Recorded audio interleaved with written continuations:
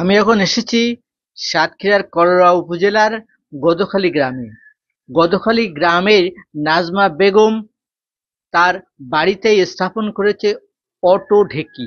তার এই অটো ঢেঁকিতে ভানা চালের চাহিদা এখন বাজারে প্রচুর। আমরা তার কাছ থেকে জানবো এই চিন্তা ভাবনা তার কোথা থেকে এসেছে। চিন্তা ভাবনা করলাম যে আমাদের তো গ্রামে অঞ্চলে আর ঢেঁকিই নেই, যে মা বোনেরা পিঠে খাওয়ার জন্য যে ঢেঁকিতে চাল কুটে নিয়ে পিঠে বানায়, সে তো আর এখানে নেই। আর মেশিনের গুঁড়া তো ভালো হয় না। এইটা আমি ছোট আকারের চিন্তা ভাবনা নিয়েই ওইটা তৈরি করা। তো এখন দেখছি আমার অনেক কাস্টমার, অনেক চাহিদা এই ঢেঁকি ছাটা চাল, তারপরে চালের আটা। তো আমার তো সিজনের সময় আমি তো তৈরি করেই পারি না, অনেক চাহিদা। সকাল থেকে আমার রাত 8টা 9টা পর্যন্ত আমার ঢেঁকি অটোমেটিক চলে। প্রচুর খাটনি আমার। এই সিজনের সময় 3টে 4টে মহিলা লাগে ধান ঝাড়া, তারপর ঢেঁকিতে মানে ধান দিয়া তোলা।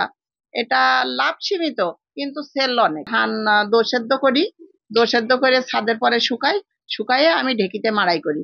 মেশিনে করলে তো ফাইবার থাকে না। মানুষের যে উপকারের জন্য খাবে, ডায়াবেটিস রোগীর জন্য, আরো অন্য অন্য রোগীর জন্য যেগুলো খাবে, সেটা ঢেঁকিতেই সম্ভব ফাইবারটা রাখার। এই ঢেঁকি ভাঙা চাল কুটে মাসে সবকিছু বাদ দিয়েই 35 থেকে 40 হাজার টাকা সে আয় করতে পারে।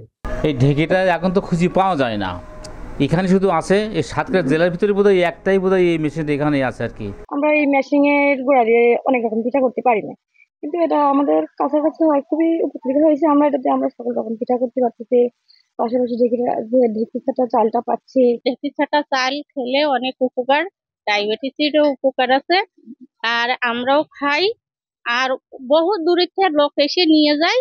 এই ছিল সাতক্ষীরার কলারবার গদখালী গ্রামে নাজমা বেগমের আধুনিকায়ন ঢেঁকি ছাটা চালের সর্বশেষ সংবাদ। মুমতাজ আহমেদ বাপি, সময় সংবাদ, সাতক্ষীরা।